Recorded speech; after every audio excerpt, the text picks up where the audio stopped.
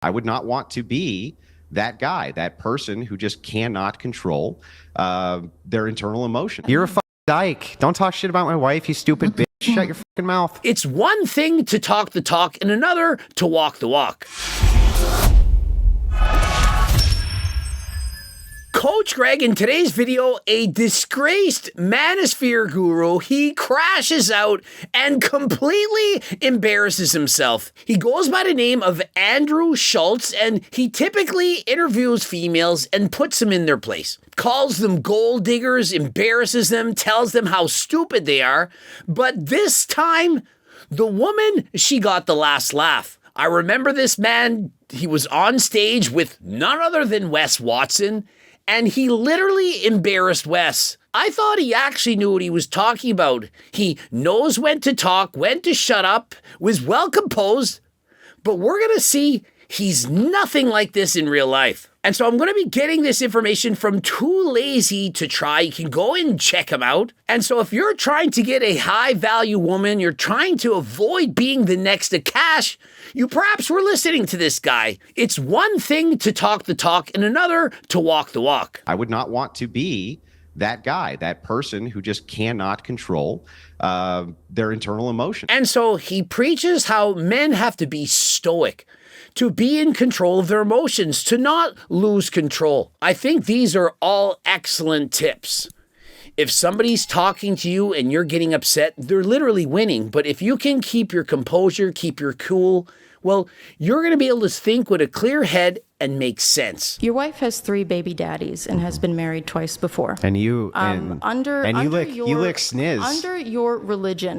You lick sniz. But you notice what happens once he's been pressed?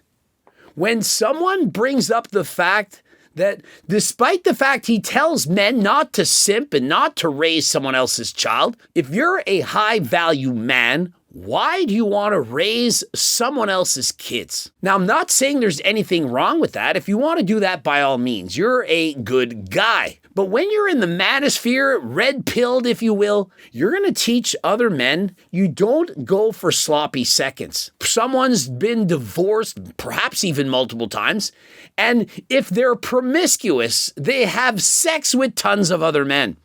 They have multiple babies with multiple baby daddies. Does that sound like the kind of woman that a high-value man is going to go after? I certainly don't think it is.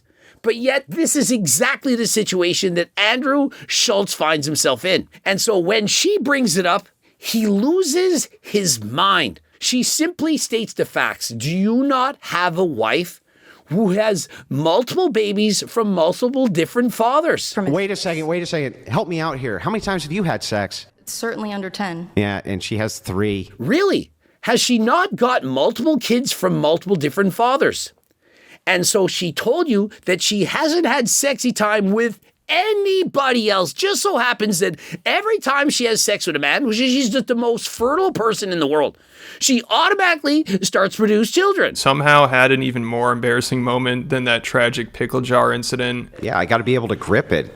Okay, we'll grip it. Let's go. It's literally slippery. I mean, it's one thing to not be able to open a jar of pickles. So what? Hey, I couldn't open the jar. It slipped. I'm not that strong. So what? You own it. When you do something embarrassing, you don't throw a tantrum. You just say, yep, there it is. People start to make fun of you. You couldn't even open a jar of pickles. I mean, we saw the guy in the baseball stands. He couldn't open that water bottle. He had arms the size of Chris Bumstead, yet he couldn't open it. And so, who cares? We move on. Yep, it's slippery. I can't open it. You want to open it for me? No one cares. But when you start to react with a tantrum, it's only going to become embarrassing. If you just bring up him having stepkids, he starts to panic because also he knows the audience he's cultivated thinks marrying a single mom and raising stepkids is simp behavior. It is simp behavior. Trust me, I've dated women who have children. This is a mistake. Now, if you can't get a high-value woman, for example, you look like Andrew Schulz. Perhaps he's a 5 at best. He's overweight. He's not particularly attractive. And so he's not going to have his pick of the litter, if you will. I mean, if he were 6'5", blue eyes, and looked like Sebum, he can get a lot of girls. But if you're not as hot, well, You go for what you can get. And if all you can get is a woman with several babies from several different daddies, that's the best you can do. You own it. You say, yeah, so what? Do as I say, not do as I do. You can, in fact, give advice and tell people to do certain things, even if you don't do it yourself. I mean, we've all seen the fat personal trainers, 300 pounds, clearly morbidly obese, but yet they're still personal trainers. And why not? And so I see nothing wrong with somebody who's giving advice to other men and saying, look, don't copy me. By taking care of children who weren't mine? Was I doing a good thing? Whose fathers abandoned them? Yeah, you're doing a good thing. Why did you use that as a form of personal attack on me? Got you real red in the face. If I said, hey, I just met a woman. Hey, Mepsogram's out of the picture. I met a woman and she's got 3 kids from 3 different fathers and she's been divorced. Would you say, yeah, Coach Greg, that's a win. I think you should marry that. Put a ring on it. Or would you say, what in the world is wrong with you? Your wife has 3 baby daddies and has been married twice before. And you you lick sniz. Under your religion. You lick sniz. I've never heard that word in my life. And how is that relevant? When somebody brings up something that you did, perhaps it's right, perhaps it's wrong. How is it relevant on what anyone else has done? She could have had 5 kids from 5 baby daddies. It doesn't matter. The Rock knows that it doesn't matter. It doesn't matter! She does what you did. Can you not appreciate and respect the fact that she likes what you like? How is it an insult to her that she likes the same thing as you? You have more things in common than you think. And so rather than bonding on the fact that you both like the same thing, women licking the sniz, you then proceed to attack her. What does that You're a mean? dyke. Don't talk shit about my wife, you stupid bitch. Shut your fucking mouth. She brought up facts. It would be like if I'm interviewing someone and they say, Coach Greg, you sell Turk Builder Max. And I then immediately get mad and angry and start freaking out. Versus, yep, you want to buy some? It's amazing. Code Greg, 15% off. Why wouldn't he have just listened to her and agreed with her? They're trying to have a debate where they talk about points and come to a resolution. Sorry, I'm sorry, dyke. Is she morally inconsequential in comparison to your ditch licking? Why is he going there? And she's completely staying calm. Notice, she's doing what he advises people to do. Stay in control. Don't let your emotions take the best of you and be stoic. She is a better representation of what a man should act like than you are. Charlie, did I bring your family? 5 years older. Did I bring any of your family in? Turk! Stupid. He literally went there. He went and attacked the person. He's not attacking the behavior. When you go and attack someone, you say, this behavior that you made, I didn't like. It doesn't necessarily mean that you don't like them. You don't like the thing that they said, the behavior, whatever. It's You could because go I'm for it. better than you, Charlie. Why? Because you're straight? Why? What makes you better? No, it's because you're embarrassed and you know that the traditional values that you try to sell people Okay. on are bullshit because Let's you go are not through a it. traditional man. You're trying to tell guys to avoid that, but yet you yourself are with a woman who's been with multiple men. All you can do at this point is agree. Yep, you're right. But if I'm giving advice to other men, I would suggest not to copy me. The statistics, they're not looking good. Most women with multiple baby daddies, with multiple divorces, probably not the best type of woman to settle down with. Hey, perhaps you can have your fun, date around a little bit, but probably not the one to wife up. What would have been wrong with that? Nothing, but yet you chose the violence. By taking care of children who weren't mine? Was I doing a good thing? Whose fathers abandoned them? Yeah, you're doing a good thing. I'm not against this. Somebody has to take care of other people's children. I mean, if the original fathers can't do it for whatever reason, whether it's the man's fault, the dad's fault, or the wife, one of them is initiating that divorce. 70% of the time it's the woman's fault. Those are just facts. But those women, they have the right to move on. There is somewheres going to be a simp who doesn't care that you have multiple children with multiple baby daddies. Someone out there, he doesn't care. He's going to love you for you and all the baggage that goes with it. And so, women, there is in fact hope. If you get with a man and you leave him, someone will probably still be there for you. Perhaps they're going to be a lot older. Perhaps they're not going to be as hot as you once wanted, but it is what it is. Why did you use that as a form of personal attack on me? Got you real red in the face. How is that a personal attack? She's trying to make a point. This is a debate.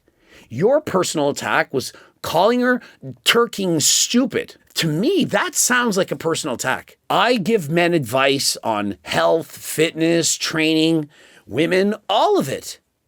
And my advice is this. If you see a woman with a child or she's divorced, be careful. Does it mean you can't date her, marry her, and so on? Absolutely not. But if you're in the store looking for a bag of chips, and there's hundreds of bags, various flavors, various shapes and sizes, are you going to pick up the one that when you grab it, the air has been let out? Is that the bag that you're going to choose when there's tons of bags available? I'm not picking the one that's on the reduced to clear aisle that nobody else wanted. Perhaps many people had sampled in the past. Does that not make sense? If you're a high value man, you're 6'2", good looking, you have a lot of money, you're a nice guy, you have charisma, sex appeal, women find you attractive, interesting, funny, whatever.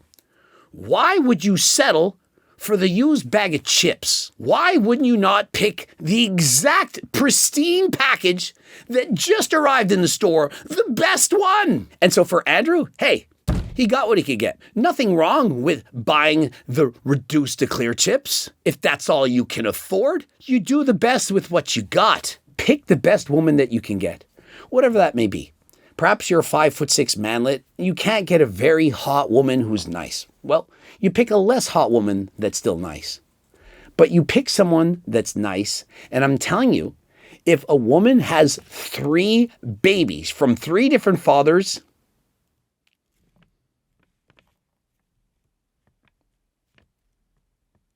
no. I mean, imagine if somebody with the same history as Andrew's wife was on this podcast or Fresh and Fit. She'd obviously get cooked by them, and nobody would believe that she's only been with 3 guys. Why do you believe a woman just because her lips are moving doesn't mean that she's telling the truth?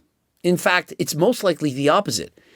Her actions speak louder than words. I'm a virgin. I've only slept with the men I've had babies with. What's next? You're a diet coach and your client hasn't lost weight for a month and says, I haven't cheated on my diet. I swear 1,200 calories a day. I haven't lost weight. Are you just going to believe that? 3 baby daddies? Yes, that's from. Wait a second. Help me out here. How many times have you had sex? It's certainly under 10. Yeah, and she has 3. She's only had intimate relations with 3 men. All ended up with children. It's possible. You know, there's 1 in a million chance that this is true.